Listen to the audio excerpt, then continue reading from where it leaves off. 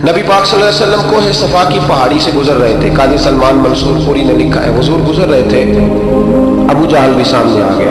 آتے ہی کہنے لگا دین کی تبلیغ چھوڑنی ہے کہ نہیں چھوڑنی, باز آنے ہیں کہ نہیں. حضور خاموش رہے. پھر اس نے کہا آپ بدل سکتے ہیں کہ نہیں. حضور خاموش رہے. 6 بار کہا, 4 بار کہا, پھر معاذ اللہ ثم معاذ اللہ. حضور کو برا بھلا کہنے لگا, نبی کریم کو برا بھلا کہنے لگا. حضور خاموشی سے سنتے رہے. یہ جو جواب بندہ نہیں نہ دیتا یہ بھی بہت بڑی سزا ہوتی ہے. اسے سمجھ نہ آئی. جب حضور دیر تک خاموش رہے تو غصے میں لال پیلا, بولتے کیوں نہیں. اتنا غصہ کیا کہ اس کے ہاتھ میں ڈنڈا تھا, اس نے رسول پاک کے سر اقدس پر ڈنڈا مار دیا. حضور نے سر پہ ہاتھ رکھا اور اللہ کے حبیب گھر کی طرف چلے گئے, بولے نہیں. عبداللہ بن جدان کی لونڈی دیکھ رہی تھی. وہ نیچے اتری پہاڑی سے تو حضرت امیر حمزہ حضور کے چچا شکار کھیل کے آ رہے.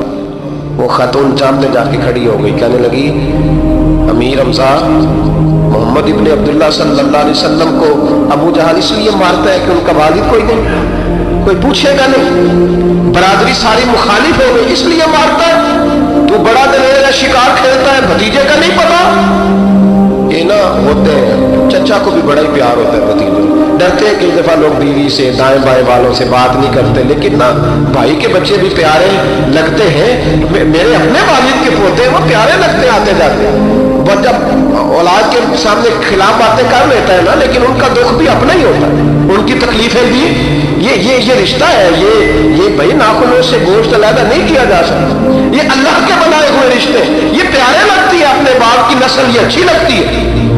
اس درد کے ساتھ, ذوق کے ساتھ حضرت امیر حمزہ نے شکار وہیں پھینکا, ڈنڈا اٹھایا اور اس جذبے سے اٹھایا کہ درخت پہ ہاتھ ڈالا, یوں کر کے ڈنڈا توڑا.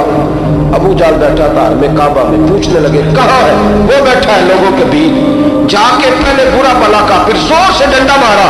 تیری جرت کیسے ہوئی میرے بھتیجے کو ہاتھ لگا, طاقت کیسے ہوئی تو نے میرے بھتیجے کو مارا. تو جرت کرنا میں دیکھتا ہوں تو کیسے آج کے بعد یہ حرکت کرتا ہے. اسے پتا تھا کہ حضرت امیر حمزہ کتنے دلیر ہیں, اور دلیر بھی ہیں اور اس وقت پورے جذبے میں بھی. اس نے جرت نہیں کی ہلنے کی بھی, چپ رہا. حضرت امیر حمزہ رضی اللہ تعالیٰ عنہ سیدہ خدیجہ الکبریٰ کے گھر آئے. اماں جی حضور کو پٹی کر رہی تھی اتنی دیر. نبی کریم نے چچے کو آتے دیکھا نا, یہ بڑے زخم بڑی جلدی تازے ہوتے ہیں. اٹھ کے کھڑے ہوئے. جب حضور نے ان کے کندھے پہ اپنا سر اقدس رکھا تو رونے لگے محبوب کریم. حضرت امیر حمزہ بھی روئے. نبی کریم علیہ الصلوۃ والسلام کے آنسو پھوٹ کے کہنے لگے خوش ہو جائے, اب رونے کی کوئی ضرورت نہیں. میں نے بڑا سخت بدلہ لیا, اب راضی ہو جائے, ضرورت نہیں کرے گا آئندہ. میں سر پھوڑ آیا ہوں ڈنڈے کے ساتھ. جب یہ کہا تو اللہ کے حبیب نے سر اٹھا لیا, آنسو پوچھ کے فرمایا چاچا میں نہیں ایسے خوش ہوتا. کہا بھتیجی آپ کیسے خوش ہوتے ہیں. فرمایا میرے دین کا کلمہ پڑھ جاؤ میں خوش ہو جاؤں گا. دین میں آؤ, غلامی کرو, دین کی ڈیوٹی کرو, مسلمان بنو, نمازی بنو, نیک بنو, سنت شریعت کی پابندی کرو, میں اس سے راضی ہوتا ہوں. حضرت امیر حمزہ کیا جذبہ تھا اس وقت, کیا شوق تھا.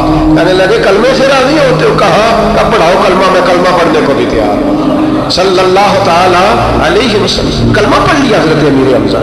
رسول پاک علیہ السلام کی جو خواہش ہے نا, جو درد ہے, وہ درد ہے کہ لوگ جنتی ہو جائیں. حضور کے دین کا پیغام یہ ہے کہ کوئی آدمی جہنم میں نہ جائے.